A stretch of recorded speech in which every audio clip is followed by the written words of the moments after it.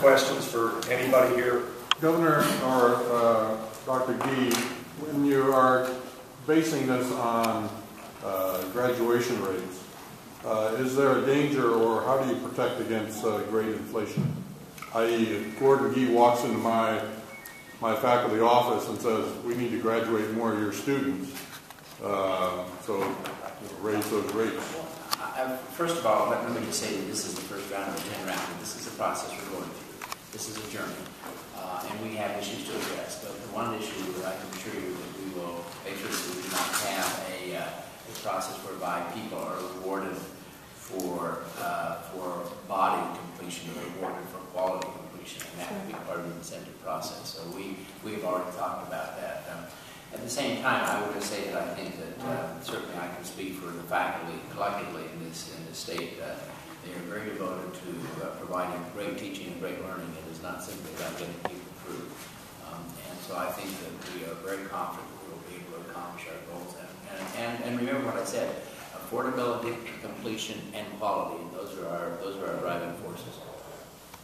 And look, each institution, everybody's going to have their challenges. We're going to have some sledgehammer here and bang somebody over the head if they can't meet all the goals. I mean, we know they're going to use common sense in this.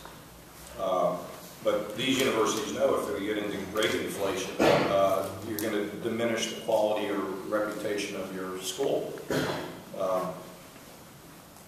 In the old days, before I'd been in office for 2 years, I would have said I wish they had grade inflation when I was a student, but I didn't say that.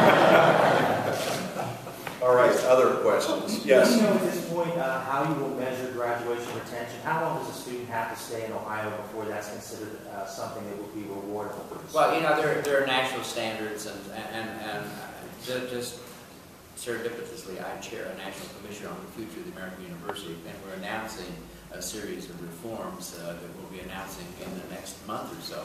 And we really try to address collectively, nationally, that issue about completion. So that will be part of a broader national agenda. But Ohio is already on the far side of that, the way we're thinking right now.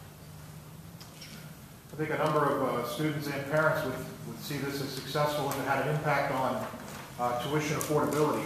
Can you talk a little bit about how some of these recommendations may ultimately make college more affordable in the state? Well, I mean, remember what I said, that one of the major principles, of course, is affordability.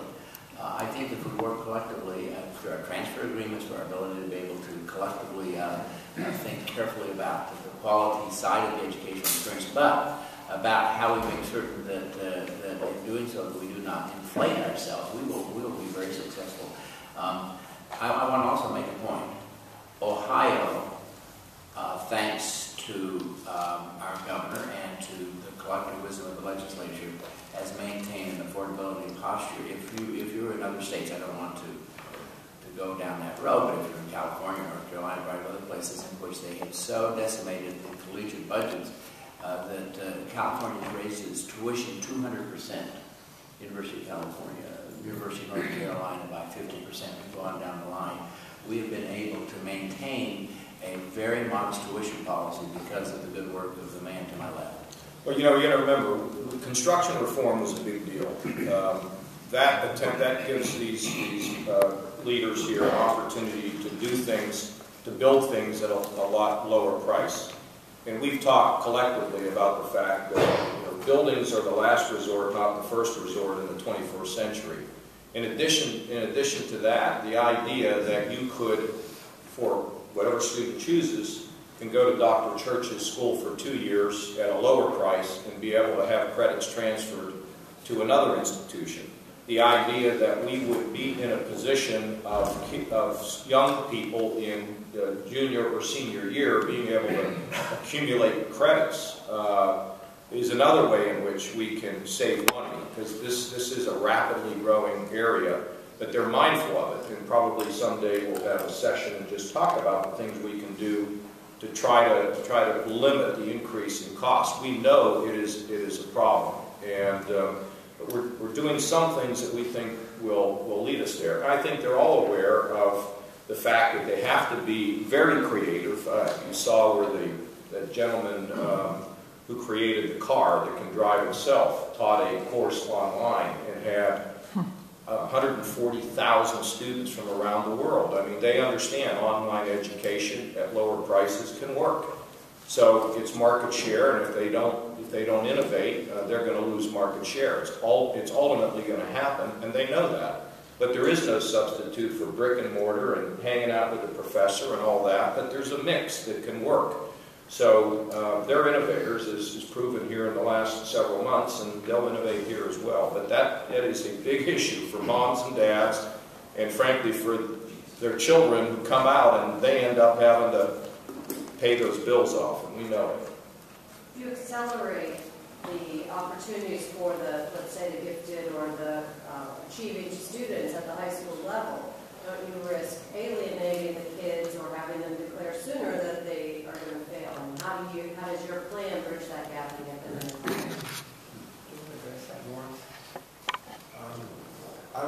Rephrase that again, please. I just wonder how your plan addresses keeps kids who might not feel like they're achieving in high school at this accelerated pace, how it gets them into college and gets them to complete college. Well, I think, you know, we need to outreach more in the K through 12 system and really help the instructors there with you know, the preparation of these students before they graduate. So I think you know, number one, you set the expectation that high school is not the end, that to get a job in this economy, you need at least you know, an education beyond high school.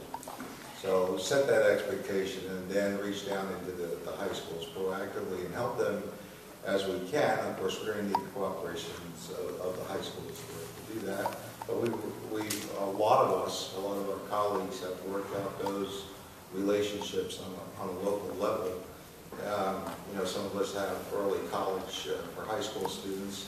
Several of us have had a number of students that have graduated and gotten their high school diploma and their two-year college degree at the same time. So we're, in addition to helping the remediation side of this, we're also helping challenge those students that are ready to accelerate and do great things.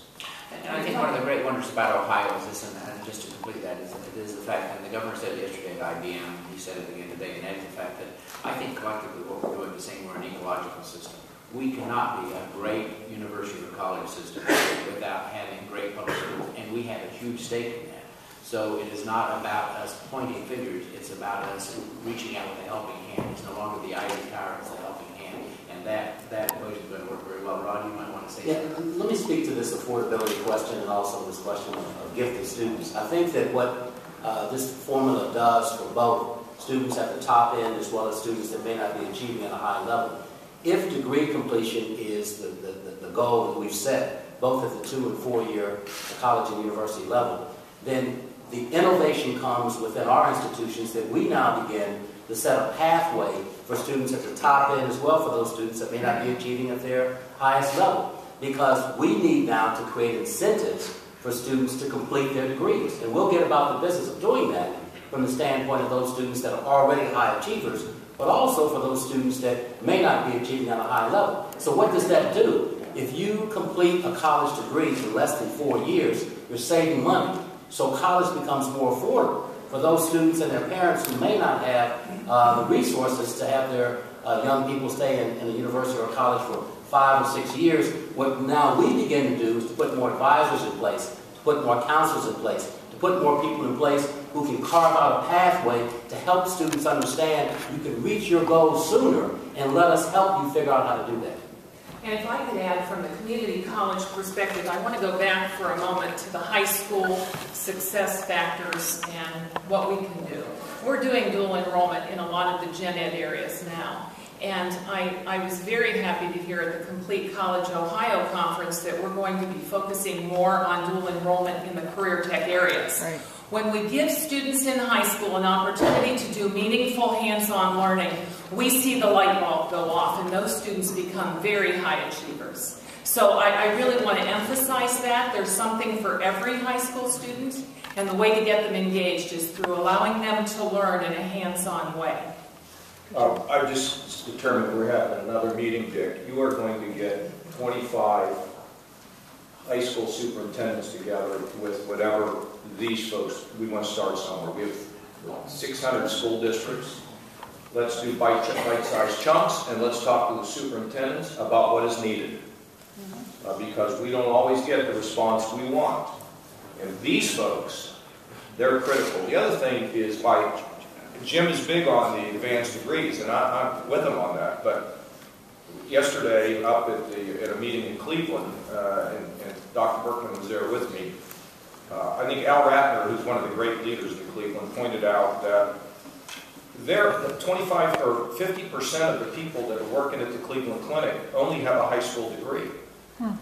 That there are a lot of jobs, but could you imagine if you didn't finish high school?